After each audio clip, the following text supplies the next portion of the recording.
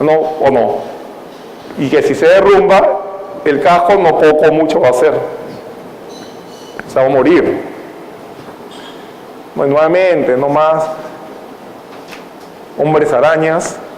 No, acá le echan la culpa al municipio porque le quitó la vereda. ¿No? Se le pasó el periodo de uso de vereda, lo retiran, ahí lo aprisionan, ¿no es cierto? Y entonces tienen que usar una suerte de acceso. Uy, esta oficina, a ver si se habrá diseñado. Esto es lo que le decía, ¿no? Material proveniente de la excavación, mínimo 60 centímetros retirado, acá nada, acá está de frente en una. Si parecen fotos trucadas, ¿no? Otra más, estaba de moda hacer sótanos, ¿no? Movimiento de tierras, retroexcavadoras, cargadores frontales, volquetes, ¿no? Inyectora de cemento. Y la norma lo que dice es que nadie se sube en ninguna maquinaria, incluido volquetes. Tiene que haber un ayudante de la maniobra, un rigger del operador, a coordinar la zona de trabajo y no trabajar excavación y perfilado por un lado y excavación masiva por el otro a una distancia mínima tal que pueda provocar un accidente. Ahí la rosa lo va a dejar cuadrapléjico si es que no lo mata, ¿no? Y esto se da muy a menudo en las obras, ¿no? O híbridos como este, ¿no? Híbridos porque por acá bajamos la excavación y acá dejan montículos y con acceso y como una especie de almacén. Acá nuevamente, ¿no? Tenemos nosotros la costumbre de echarle agüita a cemento, o sea, aquí hay una contradicción en sí misma. Acá hay calzadura, acá, ¿cuánta es la profundidad? 1,60 m, otro 1,60 m más acá, que hay más de 3 metros. La norma que dice que cuando tú vas a hacer una excavación de 2 metros o más, tienes que diseñar y hacer efectivo la protección o la estabilización de talud acorde a la norma de suelos. Pero acá hay 90 grados, ¿o no? Esto es 90 grados, con agüita cemento, ¿sí o no? O sea, ni siquiera lo han puesto en reposo en su talud natural. O sea, si esto es 90 grados como parece, el agüita cemento poco o mucho va a ser porque aquí se está formando la línea de falla y tarde o temprano esto se va a venir abajo. ¿Correcto? Bueno, nuevamente, ¿no? Las demoliciones con condiciones subestándares, porque el andamio es subestándar. Falta un tablón más, falta un cuerpo más, una baranda, y acá el trabajador no tiene ningún equipo de protección individual más que un casco que de dudosa procedencia, ¿no? Entonces, los procesos de demolición, una demolición que también está en el ámbito de la supervisión municipal, ¿no? Debe planificarse, debe tener un proyecto, debe de fumigarse la casa antes de demolerla, limpiarla, asearla. Y bueno, aquí nuestro trabajador es resistente porque todo lo que se emana, todos los contaminantes al aire, él los recibe, no solo los respira por la boca o la nariz, sino por la piel. Puede tener trastornos musculoesqueléticos, no tiene lentes, recibe el ruido y la vibración de la maquinaria, y entonces, cuando se trabaja así, muchos en la primera nomás salen, no aguantan trabajar así, pero los que sí pueden resistir aparentemente se van quedando, y la enfermedad avanza y toca la puerta después de un cierto tiempo, ni siquiera al año, 2 años, 5 años, 10 años, 15, ¿no? Muchos trabajadores a los 50, jóvenes, 55, empiezan a manifestar enfermedades ocupacionales, ¿no es cierto? Cuando ya es tarde ya. Bueno, acá las condiciones de las líneas de vida, equipo de protección colectiva, mejor lo haría un boiler, y esto es es un pabilo gordo, ¿no? Esto tiene que tener unos 2.200 kilos para resistir la caída de un trabajador. Y también obras en donde no hay barandas, no hay protecciones, no se tapan los vanos, ni se ponen barandas, y a veces ponen estas señalizaciones con calaveritas que me sobraron de las tuberías, y que eso ciertamente no es una barrera, no es una protección contra caída. La señalización es un complemento de la protección colectiva, que avisa con anticipación del peligro, pero no lo reemplaza, ¿no? Acá vemos otras obras, ¿no? En donde claramente hay un híbrido, ¿no? Trabajadores con uniforme completo, subcontratistas, qué sé yo, o el personal de la obra misma conviviendo con subcontratistas, porque me niego a creer que ellos tienen planilla, ¿no? y un poco más si se ponen la camiseta de cuevita. ¿No? Y acá lo mismo, ¿no? Más de lo mismo, situaciones informales cotidianas de muchas obras. A este lo pescaron, está castigado. Ese es un simulacro. Acá, este es deporte nacional. En las obras, en la fase de acá, ¿no? Primero el solaqueo, ¿no? Y posteriormente el empastadito para la pintura. ¿Usan o no usan andamios colgantes? Y este andamio colgante, según la norma, dice que debe estar un equipo de producción colectiva, porque el andamio es producción, pero también es seguridad. ¿O me equivoco? Andamio, ¿es producción, seguridad o ambos? Es ambos. La escalera también. La norma G50 obliga a que haya un diseño o que sea pues un equipo certificado. Como este es un andamio de dudosa procedencia, si se habrá diseñado o no, entonces como no tiene un diseño, ni rodapiés ni nada, no debería usarse. Y así fuera bueno, está mal usado, ¿no? Porque lo usan de escalera, está desequilibrado y puede suceder eso, ¿no? ¿Sí?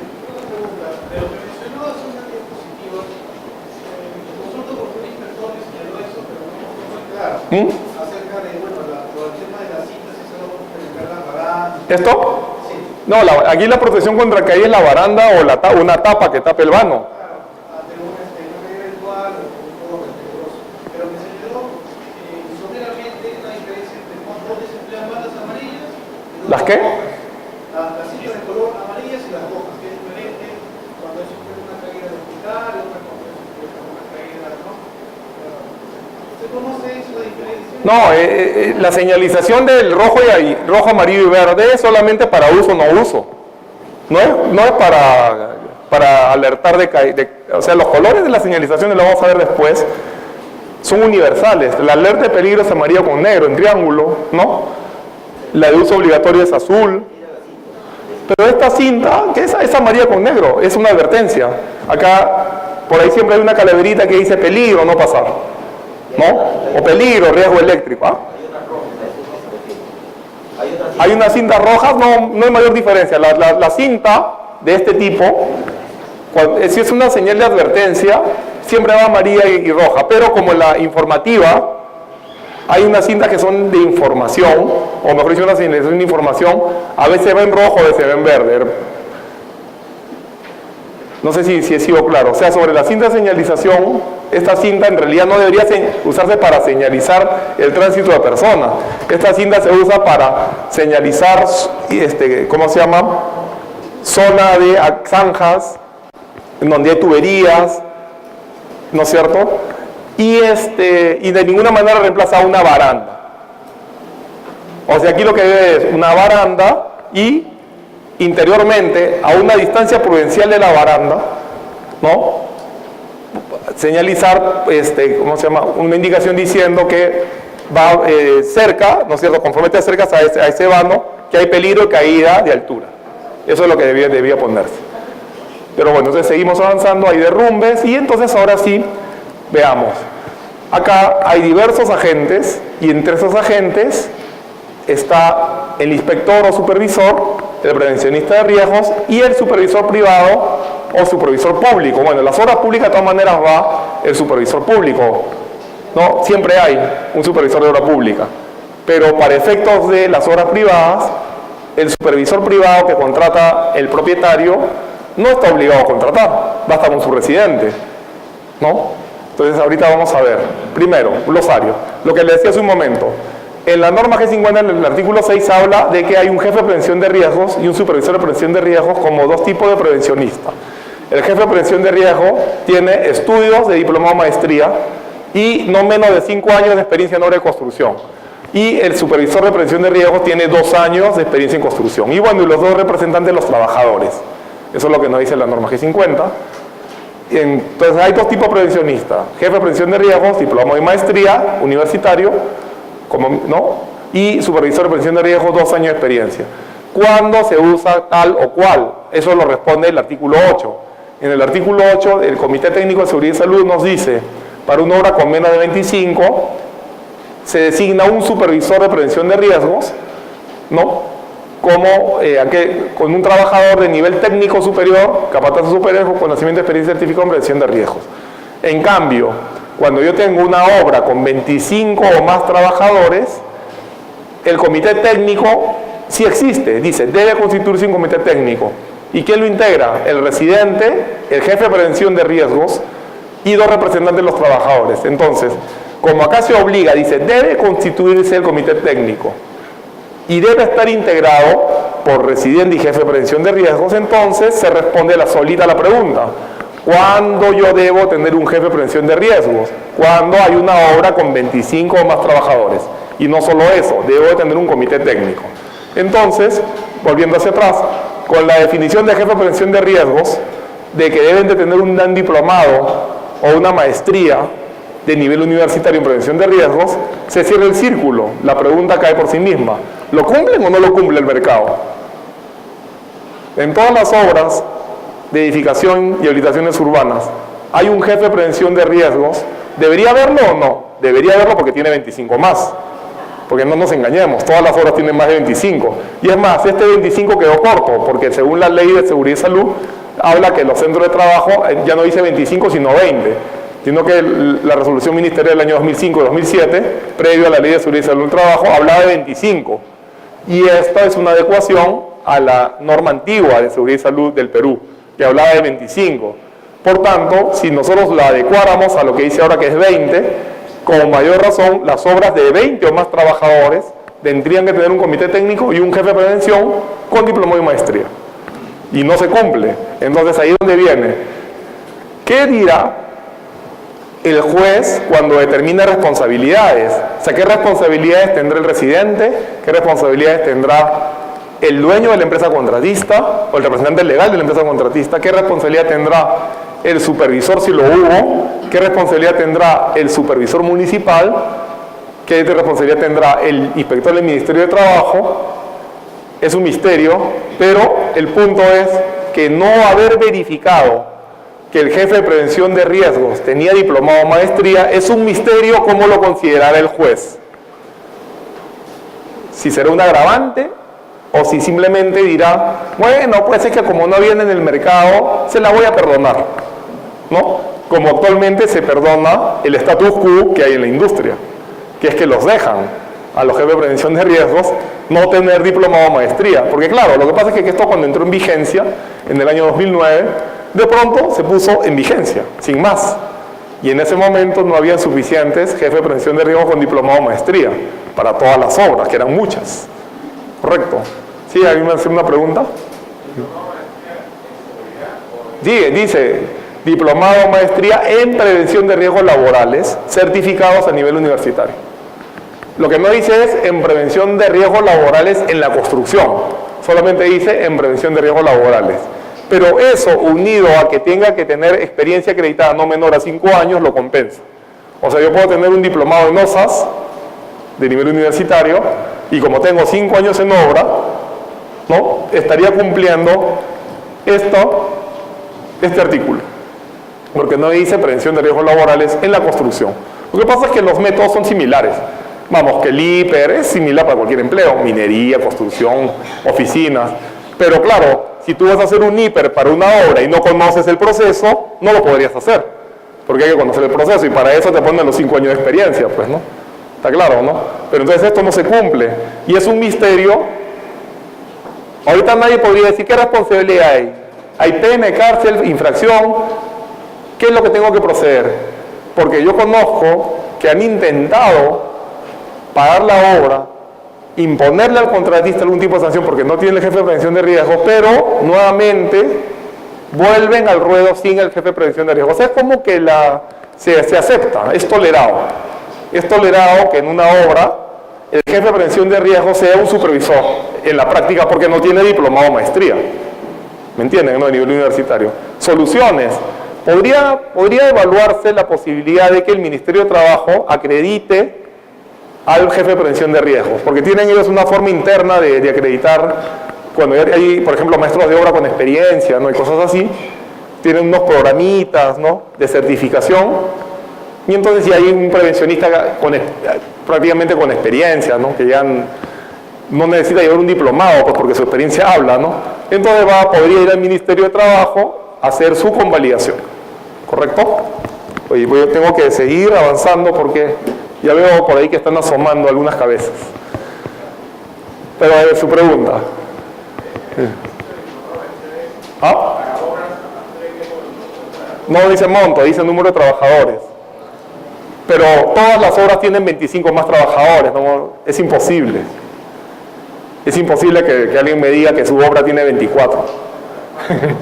La verdad es que no se creería, porque una obra con 24 trabajadores acaba en 5 años. ¿Me entienden, no? O sea, entre ingenieros, entre gitanos no damos la mano. Que alguien diga que en su obra van a haber 24 trabajadores, un edificio, eso no se lo cree nadie, porque te van a pedir, ¿no es cierto?, el GAN, el cronograma de recursos, y nada más, en 2 cuadrillas suman más de 30. ¿Entienden? En 2 actividades especializadas, al sumar las cuadrillas nomás de lo que necesitas para avanzar un techo, porque no vas a avanzar con 2 cuadrillitas, 3 cuadrillitas tu obra, pues, ¿no es cierto? Ahora está el residente, está el asistente de campo, está el maestro, los capataces, ¿y van sumando o no? El almacenero, siguen sumando, allá van 10, 12, 15, y no puedes no tener obreros, y más los subcontratistas, suma y hasta hacen 100. Entonces, en la práctica, salvo que sea una casita, ¿no? Y acá no estamos hablando de autoconstrucción, porque claro, la autoconstrucción es aquella que no tiene licencia y que voy haciendo mi murito, y luego, ¿no? Y voy haciendo mi columnita, y luego hablo con los amigos del barrio para vaciar mi techito el domingo. No, de esa no estamos hablando, estamos hablando de obras con licencia. Y todas las obras con licencia, salvo que sea una vivienda, ¿no es cierto? Ahí sí se podría argumentar que de repente son menos de 25 menos. Es un edificio imposible, pequeño, a ritmo lento irían. Ya, pero si ustedes declaran eso y de pronto te caen, ¿no es cierto?, el serenaje o lo que fuera, y hacen una inspección de cuántos trabajadores hay adentro, se arriesgan también, ¿no? ¿O no? La otra es que tercericen todo también. O sea, que tengan menos, tercerizan todo, y luego como está tercerizado, como son puros subcontratos, pero igual tienen que manejar quiénes entran a la obra y quiénes salen. Y eso como lo tienes controlado hay más de 25. Sí, ahí tiene una pregunta. ¿Ah? 25 o más, entonces ahí tiene que haber un jefe de prevención de riesgos con diploma o maestría.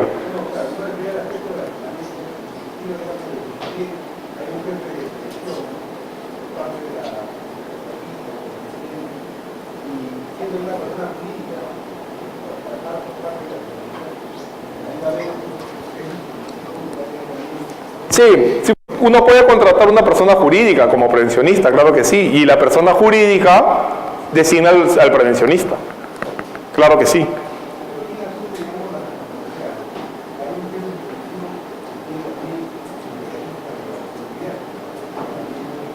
Nuevamente indico, a ver, yo les digo según mi experiencia. Según mi experiencia, aquí tiene que haber un jefe de prevención de riesgos. Puede ser contratado directamente por la empresa, pero las empresas en obras ya de mediana envergadura para arriba, agarra y no contrata un jefe de prevención de riesgos, contrata una empresa, ¿no es cierto?, especializada en prevención de riesgos.